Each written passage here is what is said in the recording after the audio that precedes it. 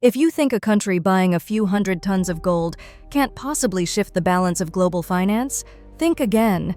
Imagine the world's financial system as a massive network of flowing rivers, where every major nation is a current in that stream.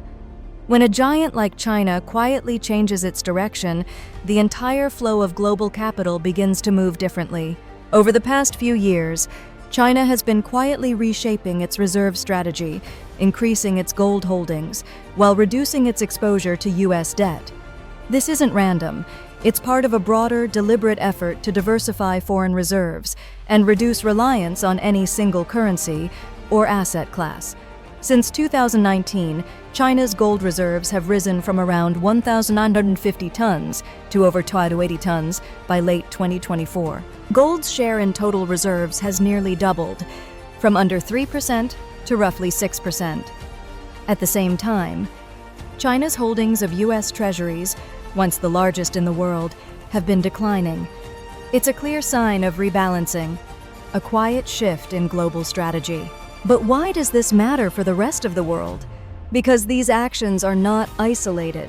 They trigger a chain reaction that ripples through global markets. When one of the largest holders of U.S. debt slows down its purchases, or even sells, the demand for treasuries decreases. Meanwhile, the U.S. keeps issuing more bonds to fund spending, and basic economics tells us when demand falls and supply stays high, yields go up. That means the U.S. government might face slightly higher borrowing costs, and that effect extends across the entire global market, because U.S. bonds form the backbone of global interest rates. Some economists call this a soft financial lever, not an attack, not manipulation, but a gentle nudge that makes the system adjust naturally. When yields rise, it affects everything: mortgage rates, corporate debt, even global equity valuations. So, China's bond sell-off, even when gradual, has an influence far beyond its borders. Now, let's talk about gold. China's steady accumulation of gold isn't just a number on a balance sheet. It's a psychological catalyst for the entire world. Each time the People's Bank of China buys gold month after month, it sends a signal, loud and clear, to every investor watching. Something is changing in the foundation of trust.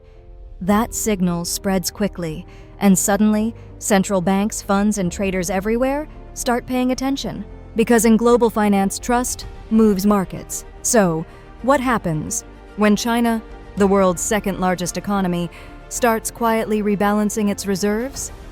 The answer is subtle, but powerful. It reshapes the gravity of global finance without triggering confrontation. And right at the center of that gravity sits the US dollar, still the king of currencies, but now sharing more space on the throne than ever before. For nearly 80 years, the dollar has been the backbone of international trade, debt markets, and central bank reserves. Even today, more than 80% of cross-border transactions use it. But something's changing. Its dominance isn't collapsing, it's flattening. Not decline, diversification. China, Russia, India, and others are now conducting parts of their trade in local currencies, not to reject the dollar, but to reduce dependency and increase flexibility. Economists call this financial multipolarity, a world with more than one center of gravity. Think of it like a galaxy, where the dollar remains the brightest star, but no longer the only one lighting the sky. When China reduces its treasury holdings, U.S. bond yields tend to rise. When demand falls and supply remains high, interest rates climb. That's simple market logic. But here's the twist. When yields rise, they also attract new investors, because higher yields mean better returns. It's a self-balancing loop. As some buyers leave, others step in. That's why the U.S. Treasury market remains one of the most liquid and trusted in the world. Still, the message is clear. The era of automatic demand for U.S. debt is over. From now on, trust has to be earned, not assumed. That's what makes this shift so fascinating. The market isn't rejecting the dollar. It's asking it to prove itself again. And that's healthy. It means the dollar will stay strong, as long as America maintains credibility, discipline, and fiscal transparency. Meanwhile, China's soft lever continues to move quietly by selling treasuries, buying gold, and expanding trade in local currencies. It's subtly redistributing the weight of global finance. It's not confrontation, it's financial gravity, shifting gently and permanently. Every time China announces new gold purchases, markets pause, investors reposition, and central banks rethink their strategy. This is where psychology meets economics. Gold becomes more than a metal. It becomes a signal of balance, a hedge against uncertainty, and a reminder that even the strongest systems benefit from diversity. Add it all up, and you can see what's really happening. The world is evolving from a single-pillar system to a multi-pillar order. Gold, the euro, the yen, the yuan, each carrying part of the weight. The US dollar still leads, but now it leads through credibility, not monopoly. It's not the end of dollar dominance. It's the beginning of a more balanced world. In the next part, we'll look deeper into China's hidden logic, why gold isn't just an investment, but a form of national insurance against future uncertainty, and how that same mindset can teach you to invest smarter, safer, and longer. At first glance, China's steady gold purchases might look like a technical move, just numbers on a balance sheet.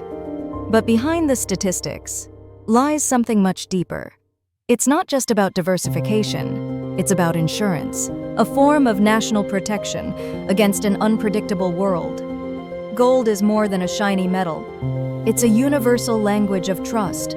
When currencies fluctuate, when debt markets tighten, when sanctions or crises hit, gold remains neutral, tangible, and immune to politics.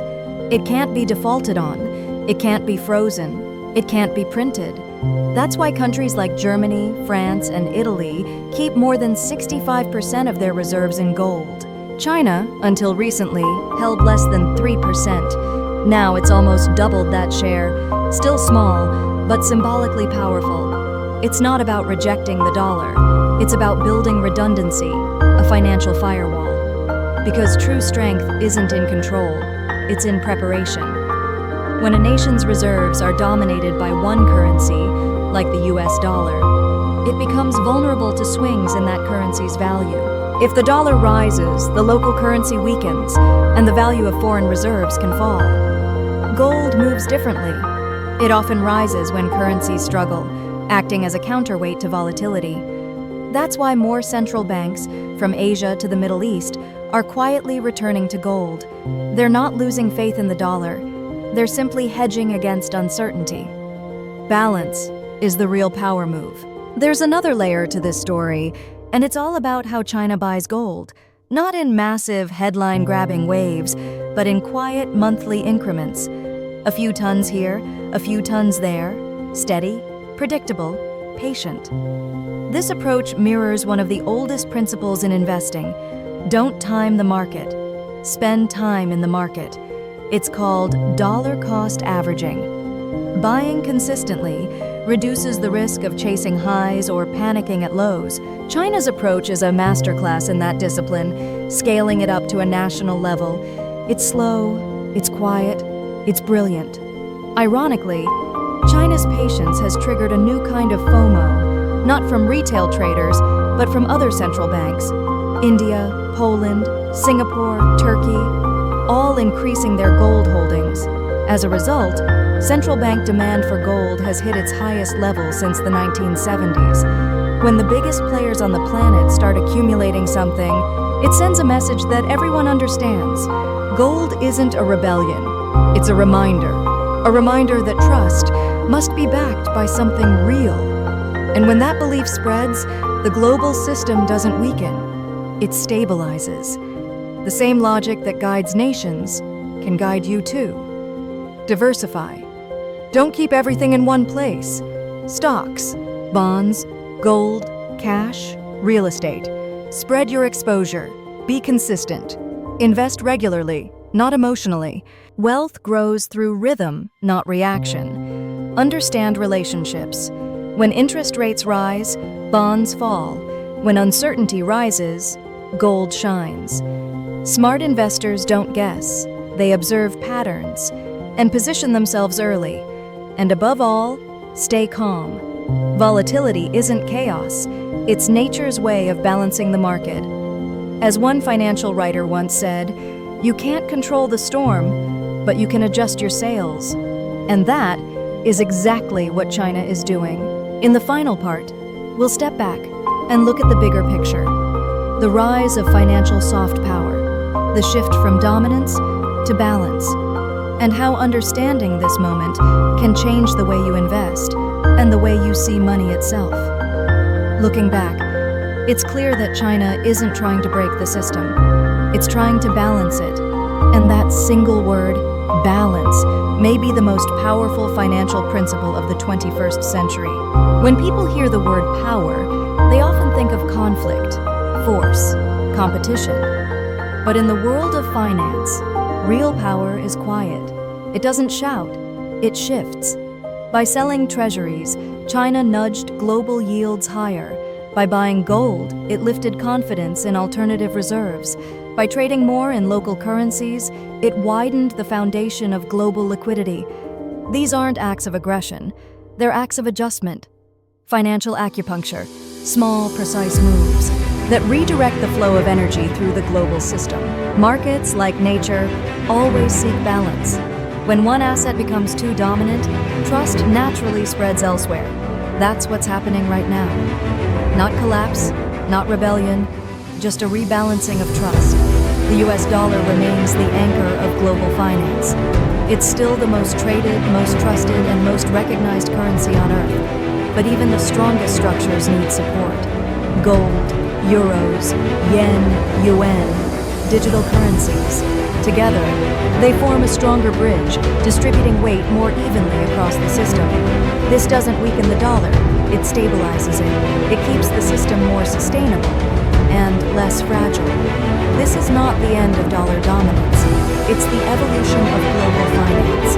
A shift from control to credibility, from dominance to discipline.